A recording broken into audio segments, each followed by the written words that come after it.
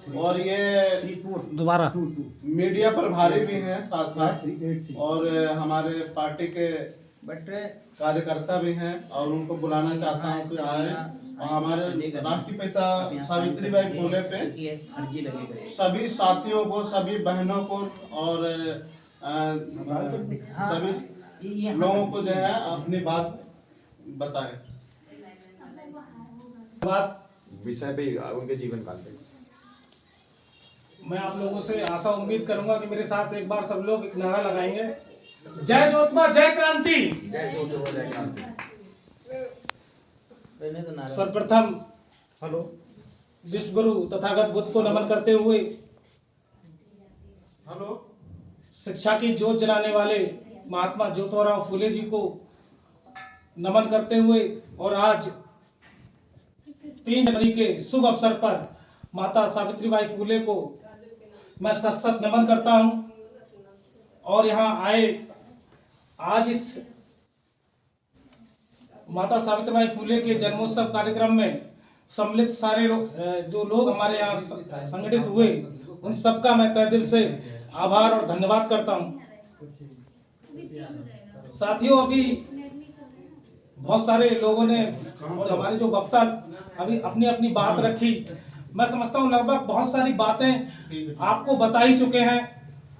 अब कहने के लिए बहुत सारी चीजें मेरे पास ऐसी नहीं रह गई जो मुझे आपको बतानी होंगी। हमारे वोल्टास से मैनेजर, उन्होंने बेहतर तरीके से समझाने की कोशिश की, जिला अध्यक्ष जी ने समझाने की कोशिश की, बाकी बहन हमारी यहाँ आई, उन्होंने भी अपने शब्दों से बहुत सारी चीजों को बताने की आप लोगों ने कोशिश की। मैं 2 शब्दों में आपको अपनी बात खत्म करूंगा।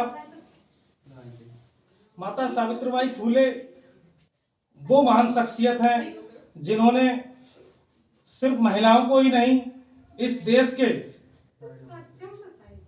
क्योंकि इस भारत के अंदर एक ऐसी व्यवस्था होती थी जिसे हम ब्राह्मण व्यवस्था कहते हैं।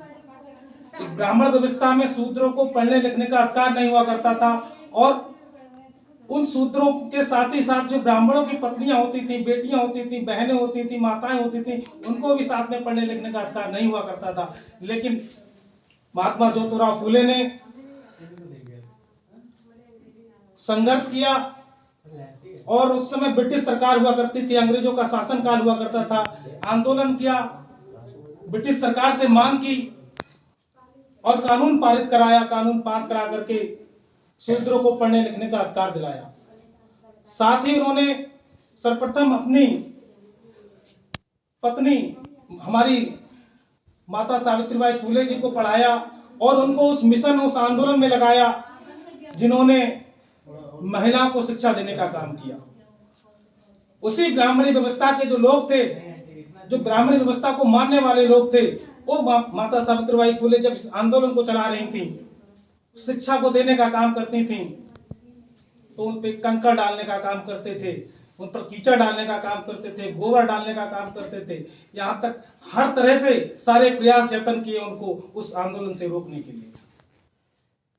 और हमारे ही वो लोग जो हमारे समाज के थे, यहाँ तक कहूं तो माता सावित्रीबाई फुले के जो परिवार के लोग थे, उनके ससुर थे, उनके फैमिली में और जो लोग थे, वो भी उनके विरोध में आ गए थे, क्योंकि उस समय ब्राह्मणों का तानाशाही हुआ करती थी, और तानाशाही इतनी थी कि उन्होंने उनके परिवार को डराया, धमकाया और कहा कि आप अपने घर की बहू और बहू को रोक लीजिए, ये अनर्थ काम कर रही हैं, क्योंकि ब्राह्मणी व्यवस्था में महिलाओं को शिक्षा का अधिकार नहीं है और शिक्षा उनके लिए अनर्थ है। लेकिन ज्योतिराव फुले ने घर परिवार छोड़ दिया, पत्नी को लेकर निकल गए और उस आंदोलन को और मजबूती से लड़ा। उन्होंने बहुत सारे विद्यालयों को खोला, एक बड़ा मूवमेंट चलाया जिससे महिलाओं को शिक्षा देने का काम किया। आज हमारी जो महिलाएं हैं, अगर वो राष्ट्रपति बन रही हैं, मुख्यमंत्री बन रही हैं, पायलट चला रही हैं, या आपके इस शहर में कहूं तो चाहे पार्षद हो, चाहे मेयर हो, बड़े बड़े जो राजनीतिक हो, सामाजिक हो, अगर पदों पर हैं, तो मैं समझता हूं वो माता सावित्रीबाई फुले की देन है। लेकिन आज हमारे यहाँ जो विद्यालय, क्योंकि हम लोगों ने जो पढ़ाई की है, वहां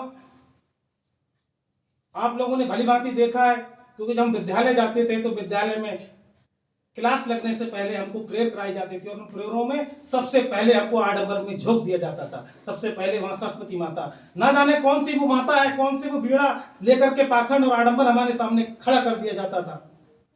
मैं तो आज भी 25 साल की आयु में ये समझ नहीं पाया कौन सी वो देवी होगी, कौन क्या होगा। लेकिन आज मैं सामाजिक लोगों में बैठा, सामाजिक संगठनों के माध्यम से उन महापुरुषों को पढ़ा, तब मुझे पता लगा कि वो देवी कोई और नहीं, वो हमारी माता सावित्रीबाई फुले है, जिन्हें हमारे इतिहास में वर्णित नहीं किया गया, पुस्तकों में नहीं दिया गया। हमको हमारे पाठ्यक्रम में न जाने कौन सी वो देवी ऐसी उन लोगों ने रख दी और हमारे लोगों को उस दिशा से मोड़ दिया जो माता सावित्रीबाई फुले का मिशन था, और उस मिशन से हटा करके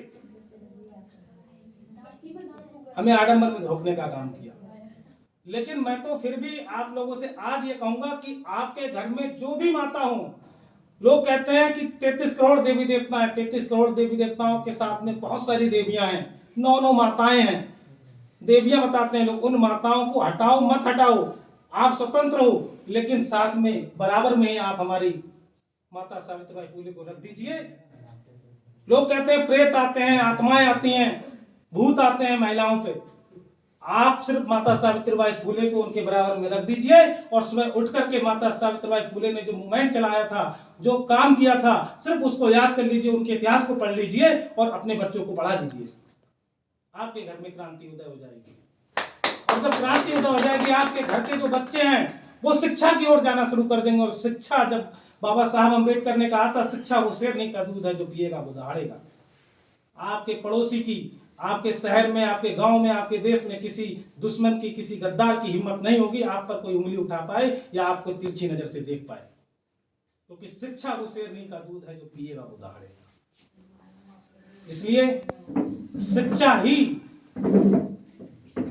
सारी व्यवस्था, जो उस आडंबर, पाखंडी, मनवादी व्यवस्था, जो ब्राह्मणी व्यवस्था है, उसको अगर नाश करेगी, तो माता सावित्रीबाई फुले का, महात्मा ज्योतिराव फुले का वो मिशन है, वो आंदोलन है, जिसको हम सब लोगों को मिलकर आज फिर से उस मिशन में साथ देना चाहिए।